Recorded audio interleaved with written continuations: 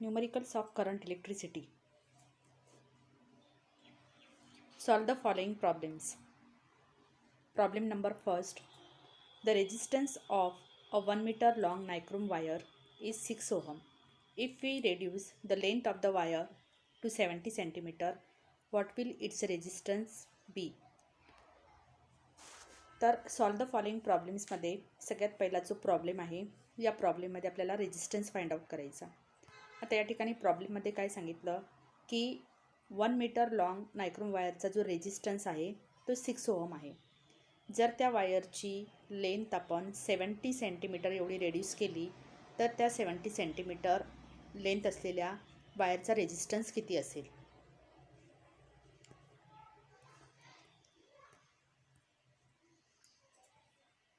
Solution.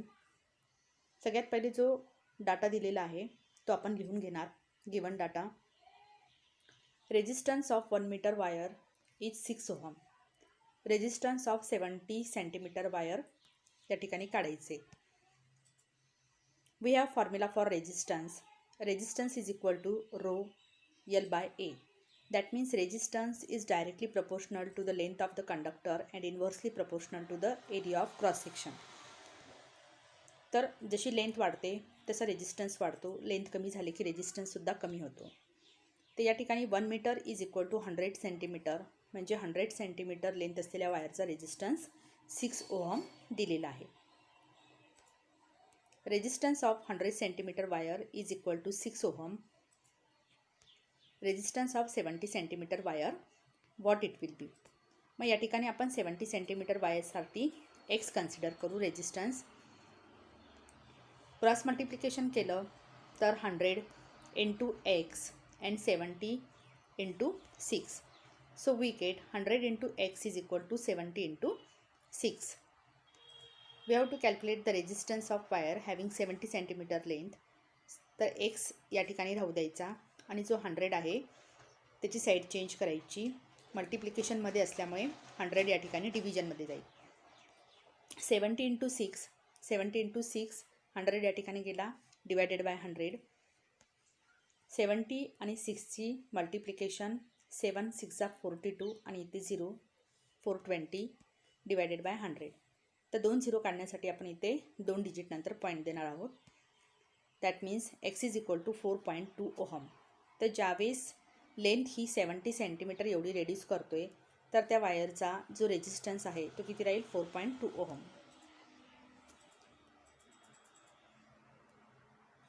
The next problem. When the two resistors are connected in series, their effective resistance is 80 ohm. When they are connected in parallel, their effective resistance is 20 ohm. What are the values of the two resistance? आता प्रॉब्लेममध्ये दिल्याप्रमाणे series आणि parallel connection आहे. ज्यावेळेस to resistors सेरीजमध्ये connect होते त्यांचा effective resistance जो आहे 80 ओहम आहे. आणि ज्यावेळेस तेच 2 रेजिस्टर पॅरललमध्ये कनेक्ट केले त्याचा इफेक्टिव्ह रेजिस्टन्स येतो 20 ओहम. तर या दोन्ही रेजिस्टर्सचे व्हॅल्यूज आपल्याला काढायचे आहेत. See here solution. Firstly given data for series combination R1 plus R2 is equal to 80 ohm. We get. आता R1 plus R2 is equal to 80 ohm या इक्वेशनवरनं आपण R2ची व्हॅल्यू काढून घेणार आहोत. R2 is equal to 80 minus R1 ohm. For parallel connection 1/R1 plus 1/R2 is equal to 120 ohm. तर प्रॉब्लेममध्ये सांगितल्याप्रमाणे पॅरलल कनेक्शनमध्ये 1/R1 plus 1/R2 is equal to 120 ohm आहे. तर cross multiply R1 into R2 R1 plus R2 आणि R1 into R2 is equal to 1/20. 1/20 we are having this is the resistance of parallel connection. त्याच्यामुळे फक्त आपण RPची value घेणार आहोत. RPची value घेण्यासाठी equation हे या पद्धतीने ॲडजस्ट होईल. 1/20ला 20/1 केलं तर R1 इंटू R2 हा न्यूमरेटरमध्ये जातो आणि R2 प्लस R1 हा डिनॉमिनेटरमध्ये येतो. R2ची व्हॅल्यू आपण काढून घेतली होती 80 minus R1. R1ला R1 as it is राहू देणार आहोत R1 plus R2 is equal to 20. 80 minus R1 into R1 plus R2, क्वेश्चनमध्ये दिल्याप्रमाणे R1 plus R2, this is RS, effective resistance for series combination. तर R1 plus R2ची व्हॅल्यू दिलेली आहे is equal to 80 ohm. तर आपण 80 ohm या ठिकाणी put करणार. So we gate, हा जो ब्रॅकेट आहे सॉल्व करायचा, 80 into R1, 80 R1 minus R1 into R1, that means minus R1 square. And 80चा 20 सोबत मल्टिप्लिकेशन केलं तर आन्सर येतं 1600. या ठिकाणी हे जे इक्वेशन आहे, मायनस R1 आपण पहिले लिहून घेणार, minus R1 square plus 80 R1, 1600 left साईडला येतो, मायनसमध्ये त्याचं रूपांतर होतं, मायनस 1600 इज इक्वल टू 0. आता multiplying both side by minus, negative, मायनसने आपल्याला दोन्ही साईडला मल्टिप्लिकेशन करायचं. मल्टिप्लाय केल्यामुळे R1 square plus minus minus 80 R1 minus minus plus 1600 हे इक्वेशन आपल्याला या पद्धतीने मिळतं. तर या ठिकाणी मायनस 80 R1 जे आहे, मायनस 80ला आपण मायनस 40 आणि मायनस 40 R1 या पद्धतीने डिवाईड करून घेणार आहोत.